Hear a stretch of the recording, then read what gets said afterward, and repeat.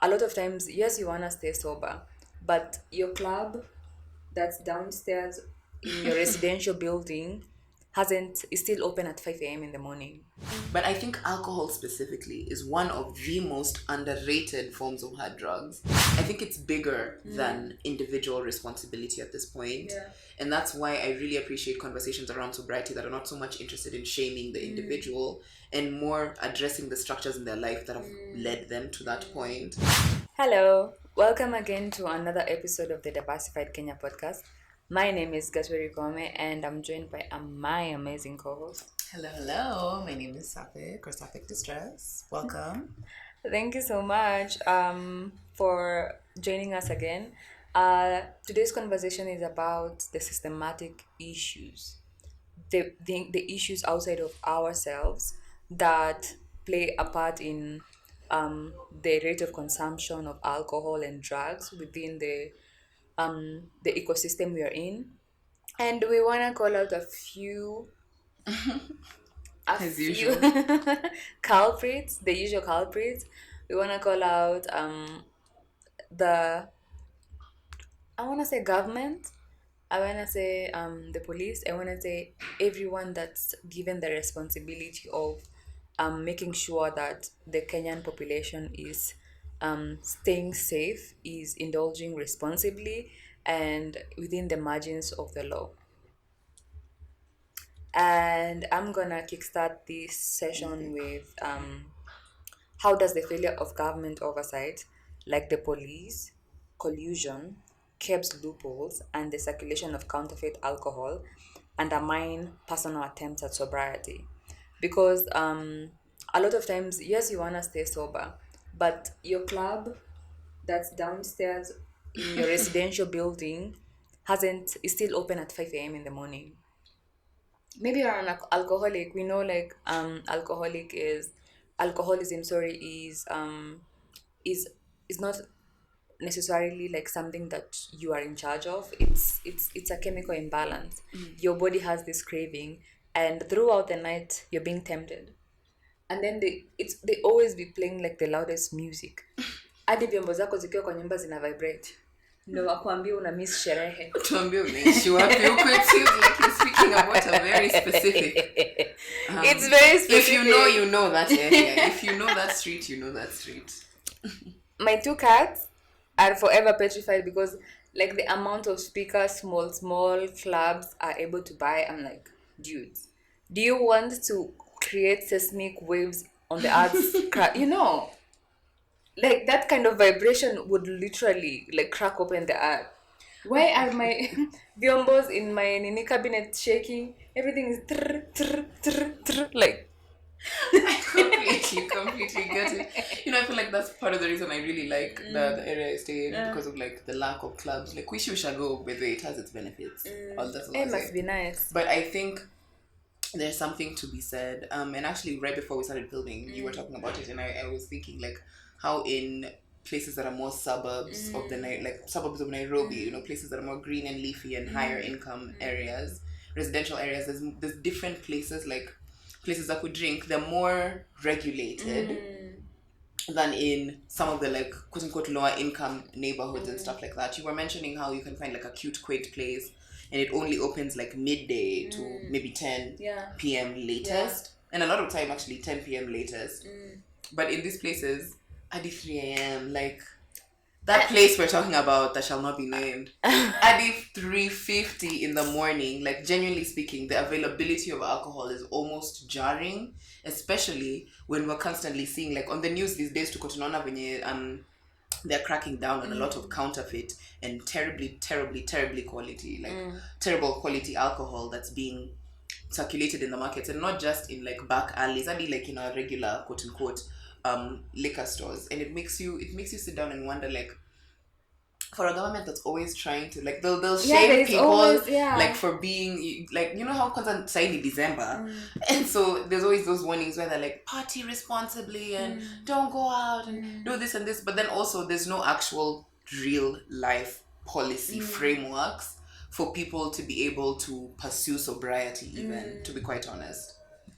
And I think it's quite interesting because the ecosystem absolutely is not set up for people to succeed at sobriety. Because I'm usually like, why is it like every time I've gone to like a UPT neighborhood, when there's like noise past a certain time, hadi watu wa NEMA wata show up. And I'm like, why isn't Kasarani like watu wa Kasarani wana nini namba za NEMA? Because a lot of times you'll see the police shutting down parties in residential areas in the suburbs. But there's a party in Islando up until like 5 a.m. At 5 a.m. you'll find people stumbling home, blackout drunk. Some of them are screaming because sijui mtu anduthi amepita na simu yao. You know, It's a kind of event. like yeah, like there's the most is happening in Islando, while like some majority of the neighborhoods that are well off, no one is blasting music at 5 a.m. in the morning. No one is allowing you to do that. Like literally, like there's a governor's security detail that won't allow that kind of nonsense. So again, Why are those frameworks only only certain applicable. places? Yeah, but also I feel like when we're talking about how kama hizo places, the quaint places that close at 10 p.m., I was thinking how and especially when you get into corporate and in adulthood, you realize if you're working a 9 to 5, your life becomes your nightlife. Genuinely speaking, the free time you have ni usiku. Because by the time umemalizana na traffic and all that, na umetoka kwa ofisi, it's already 7 p.m., it's dark outside. At 7 p.m. in Nairobi, 7 to 10 to 11 to midnight, there are only two things you can do. You can eat, and you can only eat up until like 10 p.m. unless you want like fast food from, Chicken Inn 24 hours. Now, not all of them are. You can only eat up until 10 p.m. and after that, there's nothing else to do usiku but drink. There is no other spaces that exist for nightlife except clubs and liquor stores and places that serve alcohol. Like, the fact that places like these two games places and whatever, and I know also crime and whatever and security, nothing exists in a vacuum, but still I wish like the way clubs inafungwanga like 6 a.m. 7 a.m. in the morning, I wish I could go jump around in that place that has the nini. I loved the skating rink when it came out because they're the first place that I saw. They close at 3 in the morning. The skating rink. So literally, and if I'm you're like, having for like real, insomnia, and you can go and skate and then and go listen home to at 3 in the music, morning, and you don't need to drink. But that's because that space exists. But again, it's pricey, so it's not the most accessible place, But where are those types of places for other things? Like, we were talking about public libraries, surely. They're closing down. Thinking about when Karura Forest is shrinking, Arboretum, and so much of our land, so many of our third spaces. And in Kenya, I think our pride was having third spaces that were rooted in nature for the longest time. And inside this city, you didn't have to leave Nairobi to be one with nature. And more, I feel like we're seeing that shrinking down. And it's very sad to see because now, like, what else are people supposed to do? And obviously personal responsibility. But when people are trying to have fun and all that is presented to them is this specific thing, it tunes your mind from the time you're 18, because it's almost grooming, you know what I mean? Like, you're groomed to be like, so alcohol is cool. When you want to have fun, this is what you do, because there was nothing else to do after college. You couldn't go to a skating rink and skate with your friends until 3 a.m. You couldn't go to a library and like have a little book club meeting. Karura Forest and all these places, they close at 6 and whatnot. It's just, I think it forces us to reimagine a world that has more third spaces. So sobriety centered, and not even sobriety centered in that they're like, this is a sober space, in just like, this is a cafe, we don't serve alcohol. We have books, we have games, we have this, we have that, and we close at 11 or 12. That would make a huge difference in a lot of people's drinking culture, I think, as well. Awesome. That is so important because by the time I entered Nairobi around 10 years ago, kuingia Karura ilikuanga 50 bob, 60 bob. Right now, if you're not parting with 250 bob, how many eggs are those? Even much rice is that? And I never thought I'd see that day. Arboretum was Like 50 literally bob a place plain. that you can walk in and just See touch trees. grass. Like, the only place that is left affordable is Michuki Park, and it's because like it's a garden of sewage. it smells so terrible. Ugh. It smells so terrible. I've been there before. Even the grass is dry. It's refusing the sewage water. And the security there is not usually the best because in a Globe roundabout. So if you're going for like a little evening tete-a-tete, you need to also figure out how you're getting out of there safely. Yeah. Because a coca stretch can be a bit lonely. Yeah, and it's sketchy. ish-ish. Very, very sketchy. The next thing I want to talk about is policing, bribery, and selective enforcement, especially within like the Kenyan wine and spirit clubbing scene. We see that in what is like policing in Kenya does like selective raids, and it protects certain businesses while creating an environment where alcohol remains unavoidable, especially in low income areas. And the insight about this is we can see how like this flood, like some areas are flooded with unregulated liquor, and that is very intentional because again, you guys gotta stay in certain headspaces so that like you're easier to manipulate, you're easier to sell despair to, because a person with a dependency is a person that can do absolutely anything for that high. And that is how even like in in a lot of ways we see even like during election there's like so much alcohol in campaigns. Actually, right now, holiday season. People don't want you to Low-key think, guilty guys. of drink Sember, okay? But no, for Yeah. real, I agree so much. I'm thinking like for you, because you're a creator of like sobriety centered spaces, what has that been like for you, even in terms of finding like venues and things like that? Because you are creating some Yeah. of these third spaces that we're speaking about, and that's really impressive, but I can't imagine that it's easy. I feel like if I went to an establishment that serves alcohol and told them like, hey, I want to host this kind of space, and because of the kind of demographic I serve, I would like you to close the bar so that like I can access your space, and it can be like an affirming environment for someone that maybe is struggling with alcohol. Hands up if you think someone would agree to that. Hands down. Yeah, like a lot of Money people is are not everything. are not like receptive to, because the profit margins with alcohol are atrocious. Yeah. And they're atrocious because like so many people are willing to buy counterfeit liquor, and Kebs itself is selling Nistika.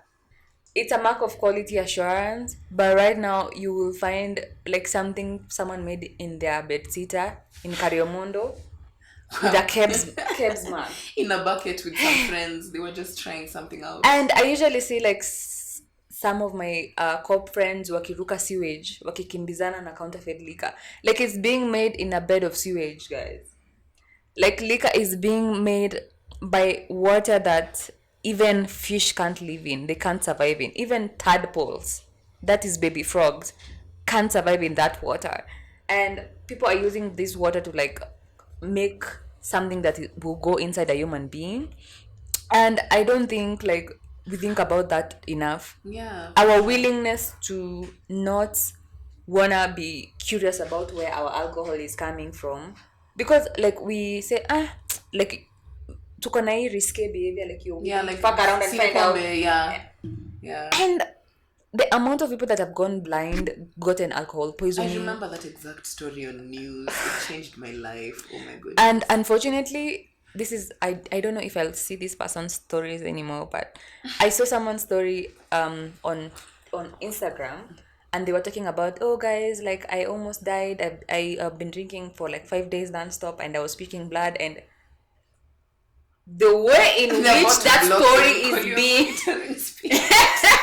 the way this story was being told in such a light manner was flabbergasting to me.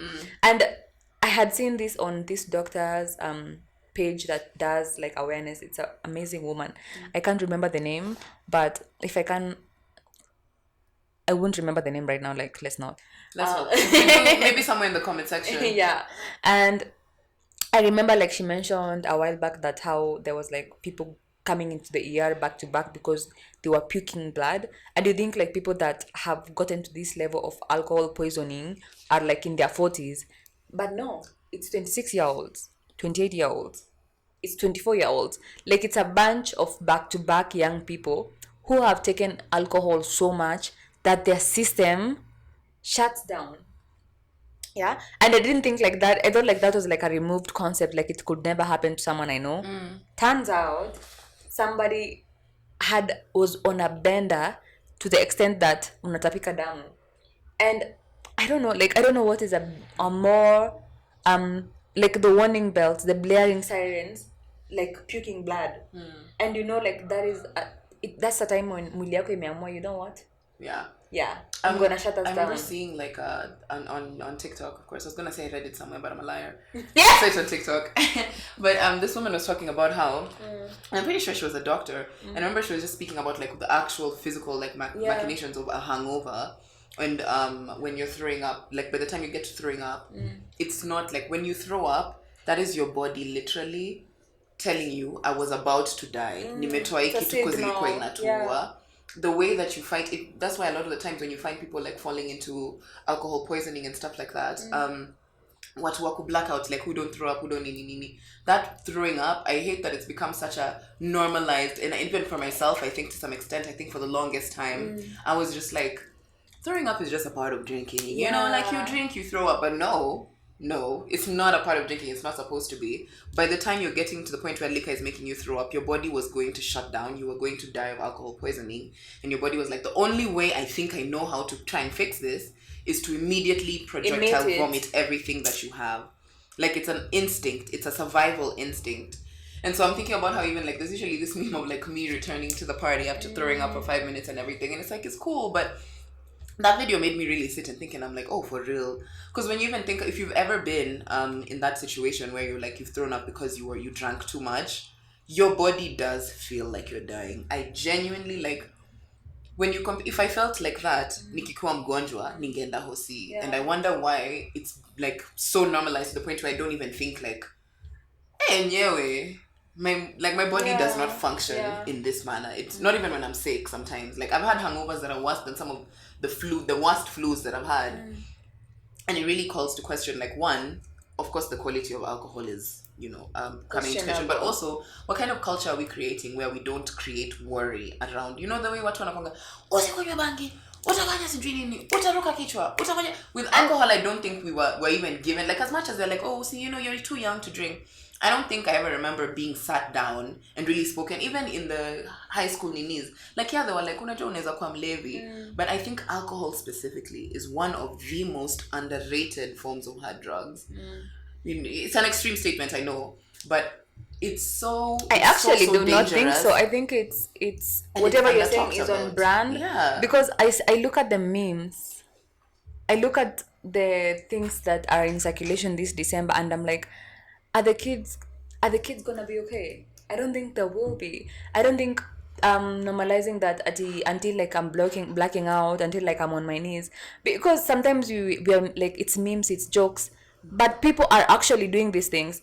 I've seen like drop dead gorgeous kids outside in heels wako na maalama kwa magoti because alianguka kwa stairs za club. Do you know how much you have to be drinking to be falling kwa stairs?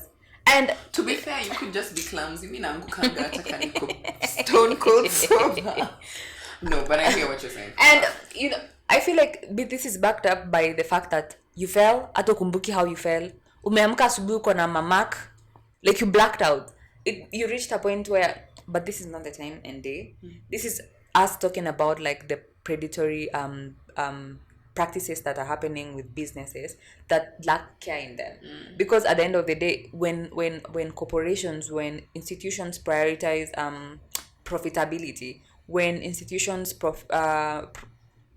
prioritize what they can get out of situations, then there's no care, right? So the police working with businesses, and not even to like regulate them or make sure like people are being safe, is to make sure that they have a little something in their pockets. And this is so normalized to the extent that literally every liquor business you see is paying to Caesar what belongs to Caesar. Even right now, like, it's common knowledge within like the Kenyan ecosystem that the best people to own like a wine and spirit are cops, because they won't be terrorized by Kanjo, they won't be terrorized by other police. But that also means they won't be regulated. And they won't be regulated. Yeah, they'll sell you till you drop, honey.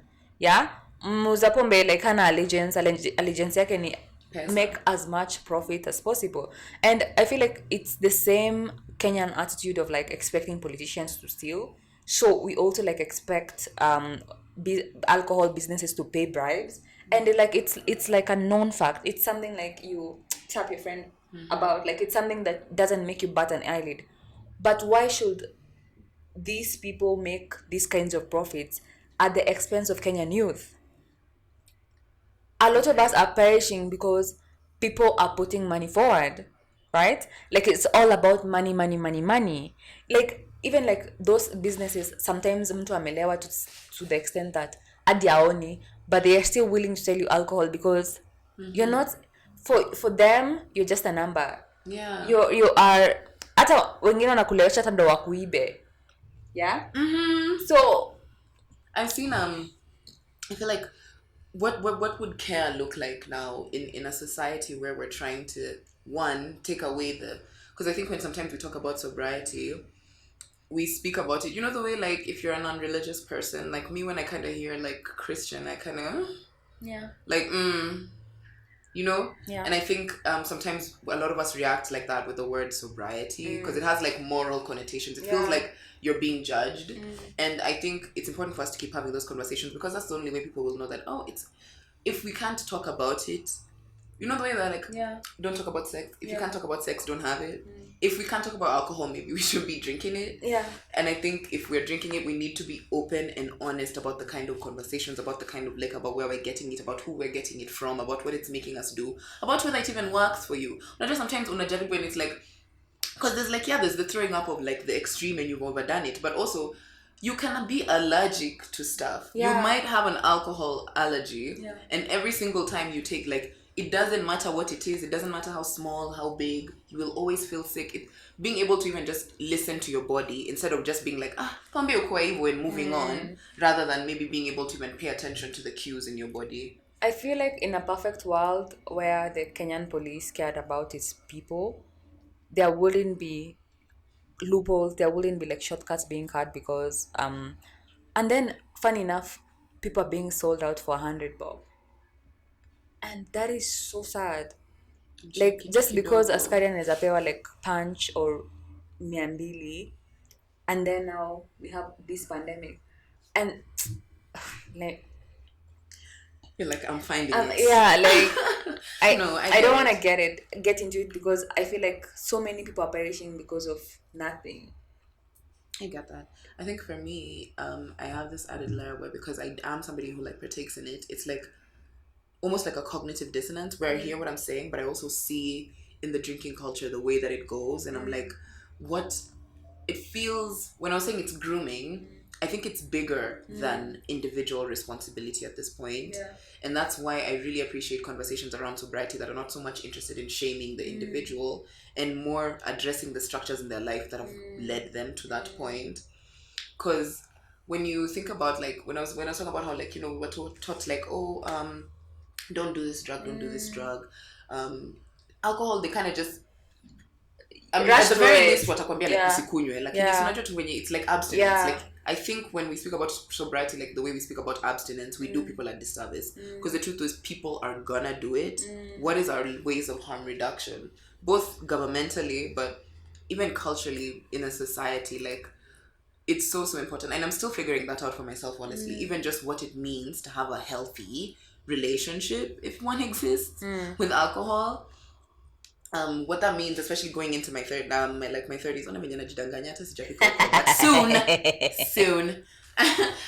going into my 30s, I'm just thinking about like what I would really want to shift actively, the way that I relate with alcohol, because I relate with alcohol the way that I was taught to relate to it, the way that it was like, will you join fresh, it is learned behavior. I started drinking after I turned 18, after I joined uni. So it wasn't like something I started as a kid, but it was like, tumeanza kwa club, you're like, okay, this is normal. Because the first time I went out, I think somebody blacked out. I don't even remember half the people I was with. Like, and that just kind of spirals, becomes the culture, that's what you're known. I think if I'd started with like my mom being like, okay, let's have this little wine, you turned 18. Let's talk about some of the dangers of alcohol. Do you want to try? Do you even have interest in it? I think it would have allowed me to form my own relationship with alcohol rather than have it formed by what I saw around me. Thank you. So I feel like it's only fair that we talk about the moral framing used by religious institutions. That is shame, backsliding, sin, to prevent people from seeking help and create a culture where relapse becomes a private crisis rather than a communal responsibility. And I think I'll always have beef with Christians. Because Same.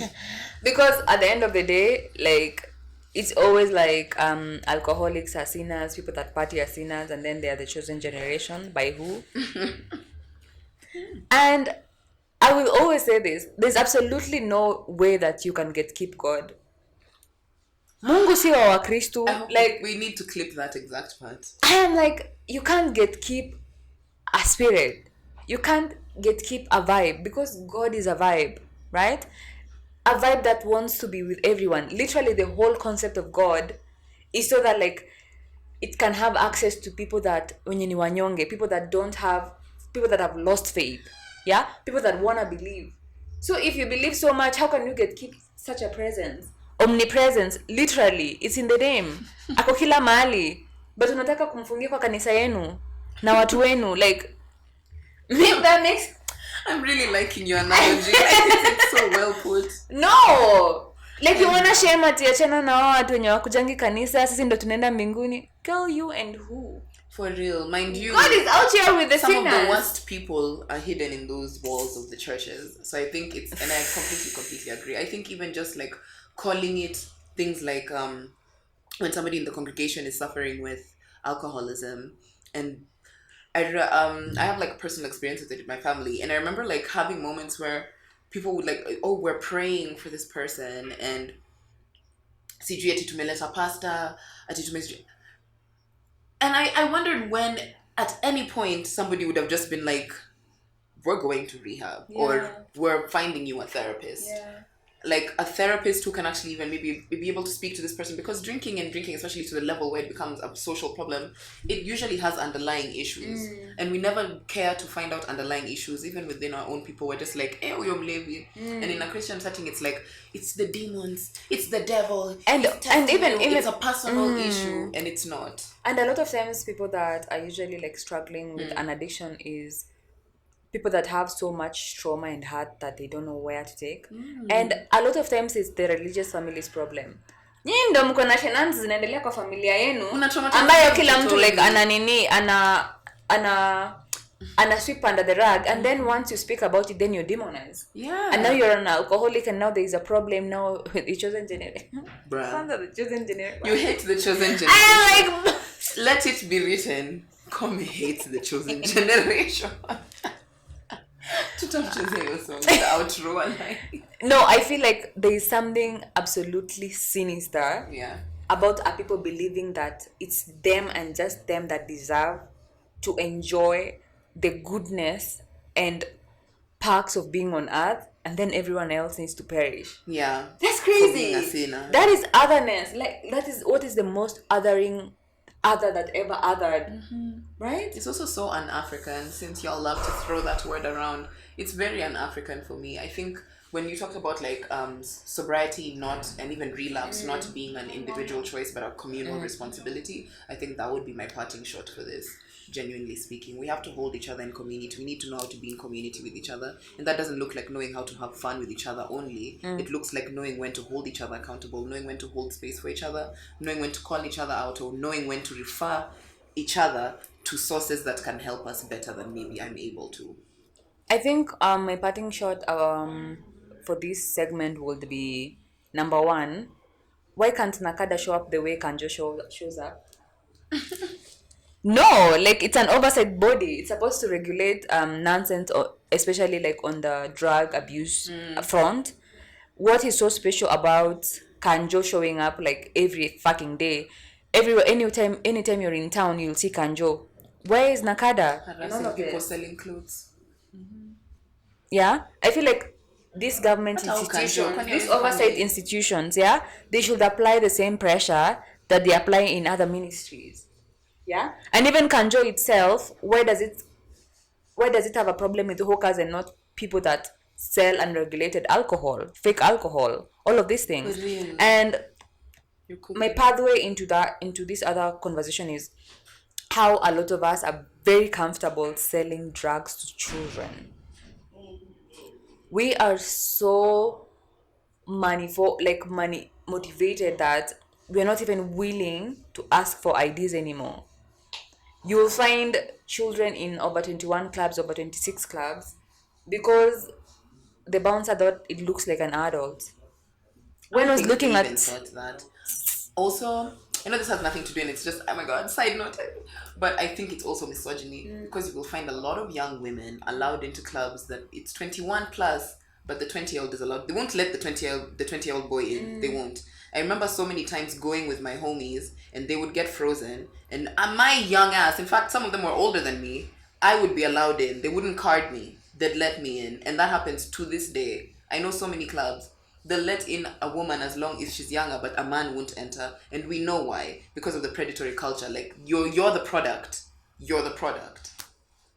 But that's what the Do side note. clubs want women that badly? Is that why there's like even bot? Wrap it up. Literally, because I was about to start saying Wrap Pumpkin it culture up. disguised as Wrap partying. it up. Wrap it up. I have to remember Lisa. We've been Goodbye. your hosts.